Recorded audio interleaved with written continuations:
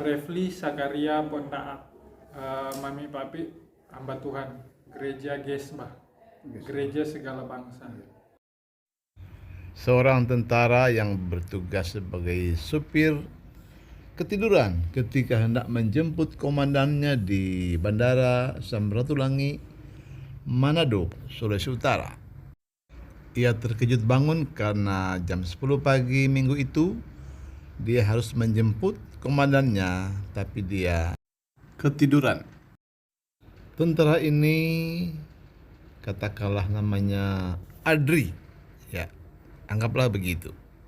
Adri adalah anggota TNI di Yonif 712 Teling, Manado. Adri sudah menikah beberapa tahun tetapi belum dikaruniai anak. Sadar bahwa dia sudah terlambat, dia segera menyambar kunci mobil, yaitu mobil jeep, dan segera tancap gas menuju bandara melewati daerah Paniki bawah. Dalam kecepatan tinggi, ia melewati sebuah gereja, yaitu Gereja Segala Bangsa atau Gesbah, di mana ibadahnya sedang berlangsung. Di Manado, biasanya kalau hari Minggu jalanan lengang karena semua orang pergi ke gereja.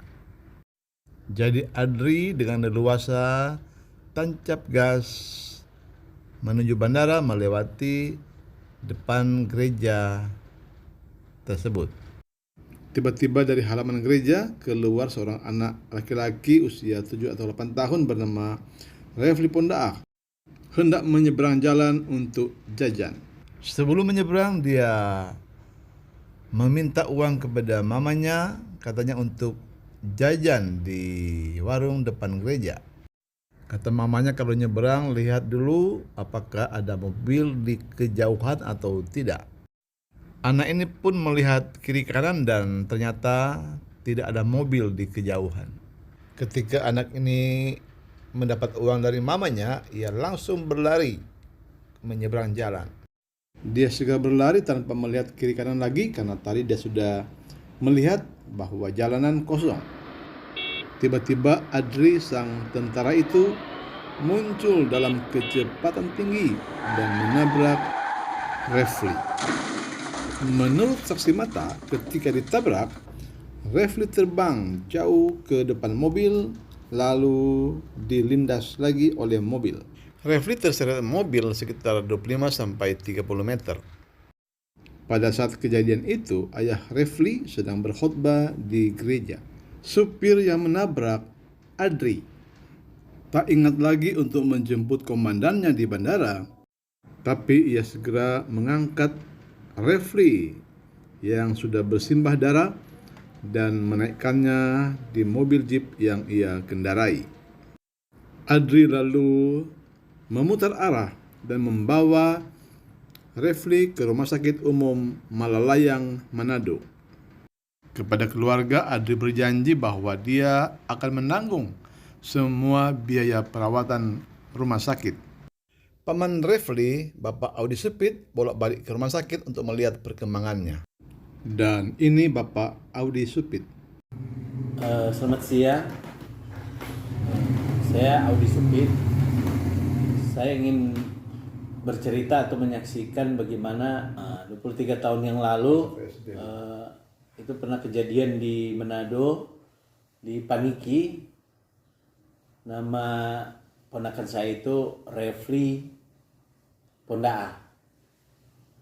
Kejadian ini ya menurut saya sangat mengerikan karena pada waktu itu kejadian itu anak ini menyeberang jalan ya, mau beli snack, dia nyebrang ditabrak dengan mobil dan dia terlempar jauh dan begitu jatuh langsung dilindas sama mobil itu. Jatuh langsung dilindas, baru kira-kira ada berapa, sekitar 25 meter sampai 30 meter diseret di dalam mobil. Dan kejadian itu langsung dibawa ke rumah sakit yang nabrak juga yang bawa ke rumah sakit. Yang nabrak itu siapa?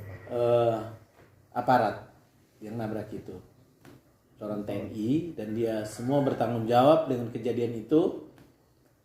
Dan lukanya itu ya tangan patah om, patah, kakinya patah, bahkan kepalanya sudah benyek. Kepalanya sudah peang om, kepalanya udah apa yang dibilang, kayak pepayanya udah lembek. Bonyok lah. Udah bonyok, dan dioperasi. Ya begitu saya lihat selesai operasi itu, keluar dari ruang operasi, udah penuh jahitan dan kepalanya udah nggak seutuh yang refrinya. Jadi mukanya sudah lain, ini udah berubah karena udah nggak lurus lagi kepalanya.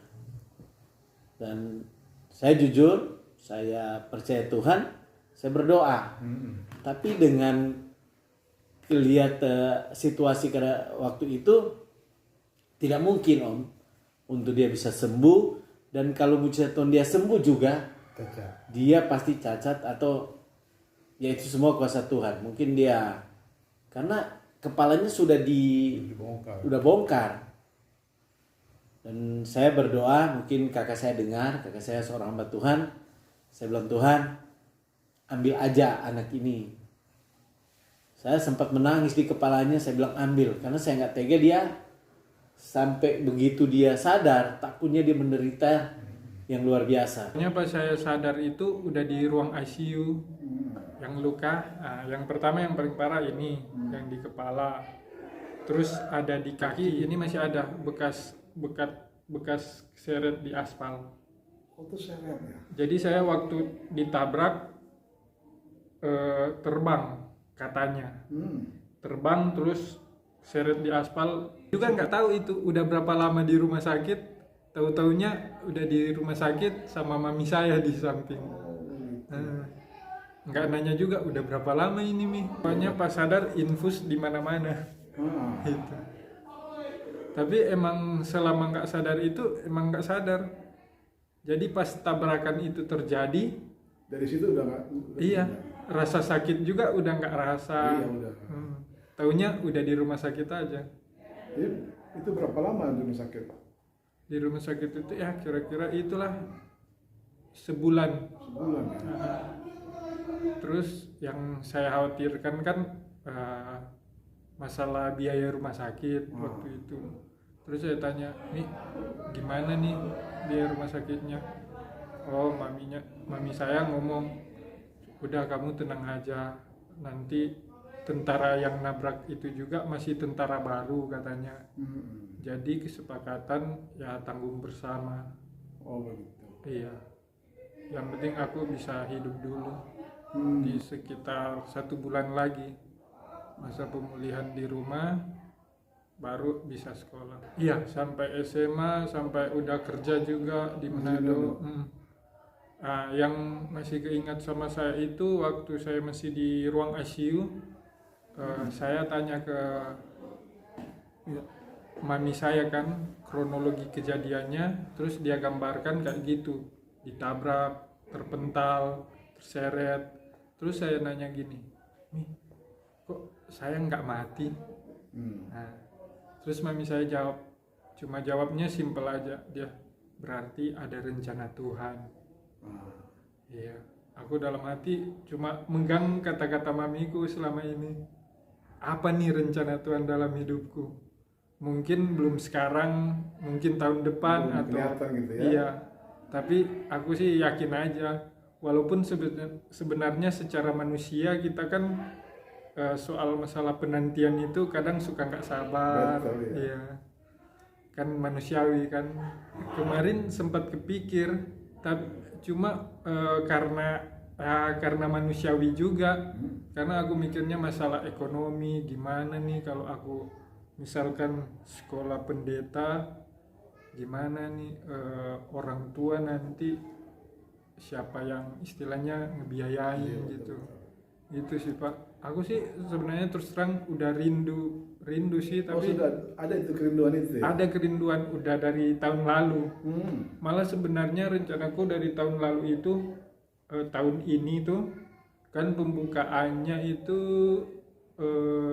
akhir Juli. Pembukaan apa? Yang sekolah Alkitab yang di Manado, Tapi udah aku rencanain dari tahun lalu. Oh, tahun depan ini aku mungkin harus sekolah Alkitab. Masalah biaya aku serahkan ke Tuhan aja. Tapi pas udah mendekati, ya kembali lagi manusiawinya. Juga sekolah Alkitab kan sekarang perlu biaya. Makanya nanti gimana bayarnya. Sekarang udah 30. Lahir tahun 1990, tanggal 27 September. Udah punya pacar belum? Pacar belum. Kriteria khusus sih untuk umur yang sekarang udah nggak penting, Pak. Yang penting takut Tuhan aja lagi. Iya, yang penting bisa sama-sama. Mungkin Sayanya yang masih belum ketemu aja. Kebanyakan di sini ketemu cewek, ada yang perokok, ada yang peminum. Waduh, nggak bisa nih. iya. 2 minggu kemudian Revel ini koma dan tidak sadarkan diri sama sekali. Jadi koma selama 2 minggu. 2 minggu. Dan begitu 2 minggu dia sadar, saya kaget. Kakak saya bilang dia begitu sadar dia langsung ngomong, "Mi, le, lapar." Itu pada waktu itu. Dan waktu saya dikasih berita itu dia sudah sadar, saya jujur menangis. Saya pikir Tuhan harus ambil dia, maunya saya. Iya. Karena bagaimana cara dia hidup itu.